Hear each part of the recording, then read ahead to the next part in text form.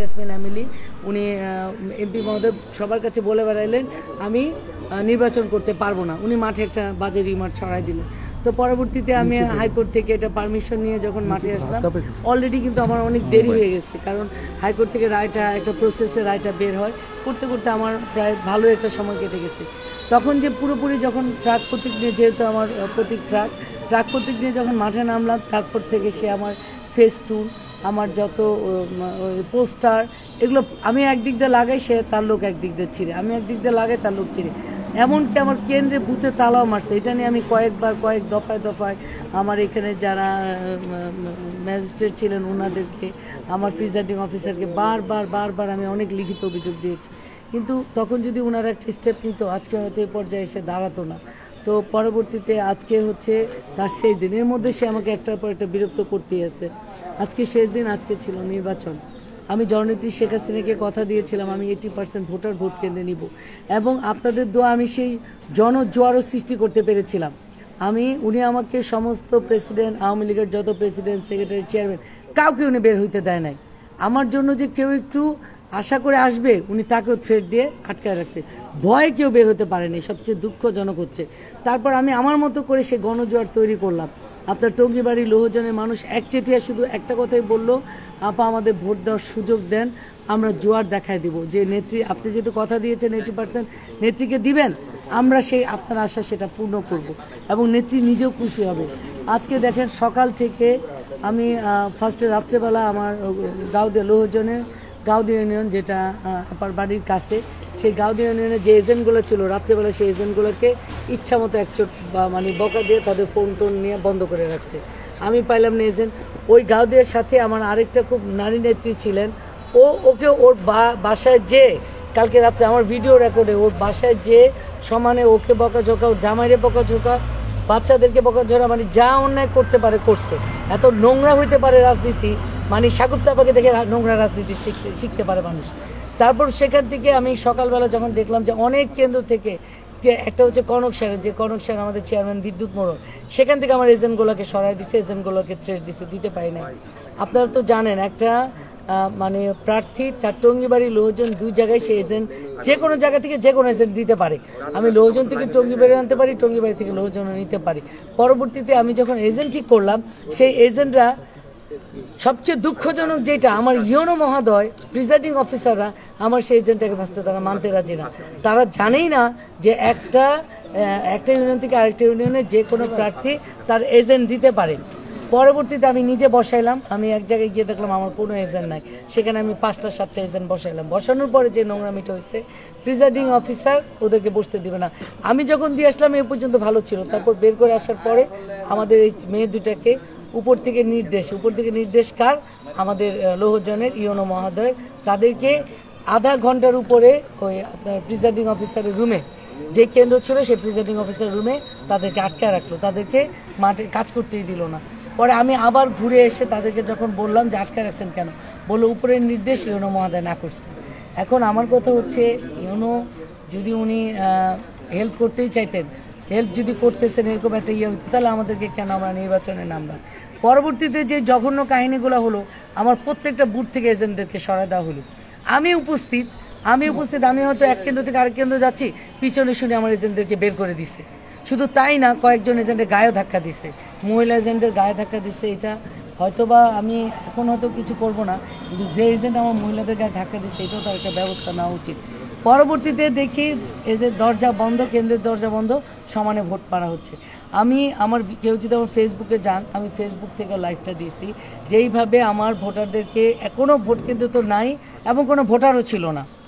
তো এই ক্ষেত্রে আমার কাছে মনে হচ্ছে, আমি এইভাবে ওসিকে জানাইলাম, আমি ডিসি সাহেবকে জানাইলাম, আমি ইউনোকে জানাইলাম, আমি এসপি সাহেবকে, আমি আসলে কোনো দুয়ার আমি বাদ দেই নাই। মানে আমার কাছে খারাপ লাগে, আমি একটা নৌকার প্রার্থী হতে চাইছি, নেত্রী হয়তো পারেন নাই, কিন্তু নেত্রী যে স্বতন্ত্রের কথা বলছেন, আমার একটা নেতাকর্মী কি সেই জিনিসটা মূল্যায়ন করছেন? এই যে এমপি মহোদয়, উনি রাজনৈতিক নেতা, উনি এমপি, উনিও কি আমার প্রধানমন্ত্রীর কথাটা সে গুরুত্ব দেন নাই? সে নোংরামির চরম পর্যায়ে চলে গেছে।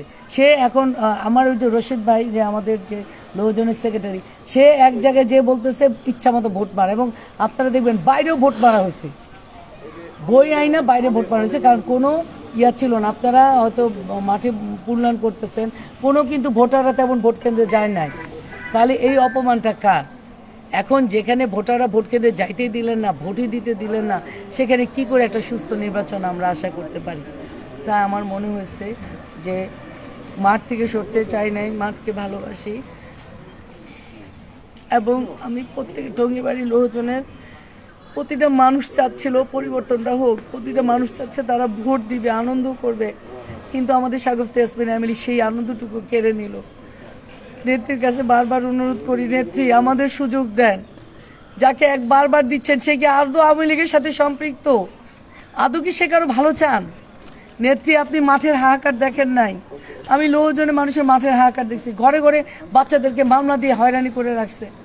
নেত্রী জাগ্রত হন, আমাদের মতো কিছু মানুষকে নেত্রী পাশে থাকার সুযোগ করে দেন।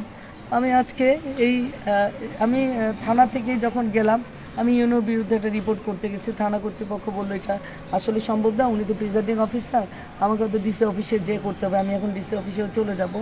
আর আমার কথা হচ্ছে যে থানা থেকে আমি তখন বলছি যে এই নির্বাচন করা যায় না, আমি 12টা থেকে 12:30টার মধ্যে আমি আমার প্রার্থিতা প্রত্যাহার করে আমি ভোটটা বর্জন করেছি।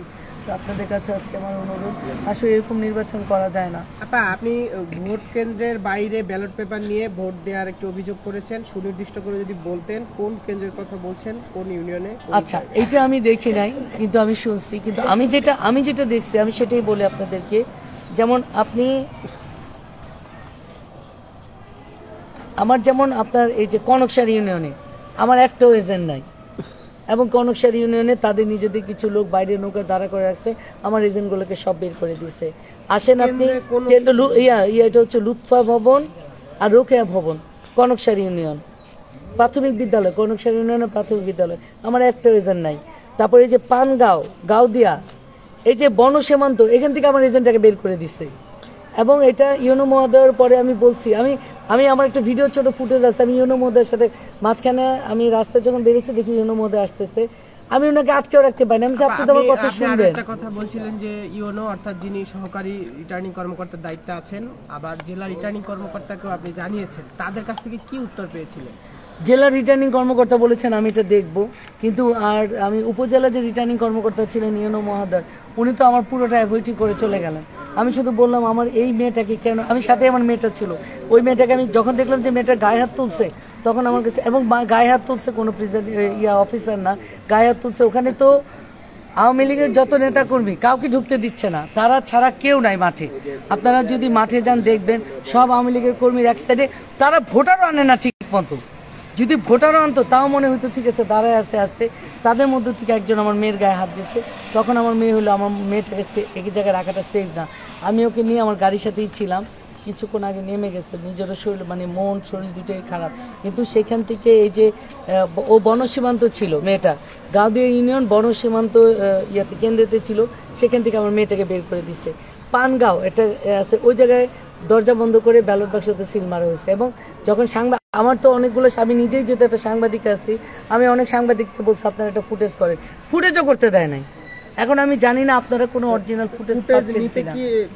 কেন্দ্রের যে প্রিজাইডিং অফিসার তিনি বাধা দিয়েছেন এখন এটা তো আমি সাংবাদিকদের সাথে আমার কথা হয় নাই, কিন্তু তারা বলতেছে আপা নিতে পারতেছি না, হয় বাধা ওই প্রিজাইডিং অফিসার দিচ্ছে, অথবা ওখানে তো একটা গ্রুপই আওয়ামী লীগের ছেলেপেলেরা আছে, ইয়াং ছেলেপেলেরা ছিল, এবং ওদের সাথে যখন আমি কথা বলতেছিলাম অনেক সময় দেখা যাচ্ছে ওরাও একটু অ্যাগ্রেসিভ হয়ে যাচ্ছিল।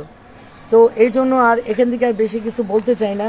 যেমন তারা কোনো ফুটেজ এই পর্যন্ত, আমি এখন আমার হাতে আমার ইউনোর ফুটেজ ছাড়া আমার কাছে কোনো ফুটেজ নাই এই মুহূর্তে, কিন্তু তারা ভোট কেন্দ্র বন্ধ করছে, খিদির পাড়া এটার মধ্যে তারা আমার লোকজন সরায় ভোট দিয়েছে।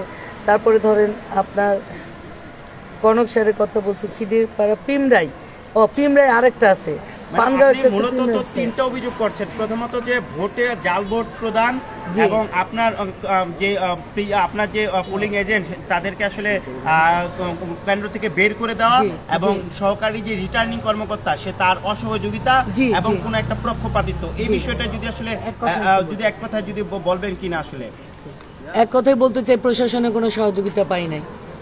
কিন্তু আমিও ক্যান্ডিডেট, সেও ক্যান্ডিডেট, আমরা দুইজন আওয়ামী লীগের ক্যান্ডিডেট। প্রশাসন আমাকে একটু সহযোগিতা করার দরকার ছিল।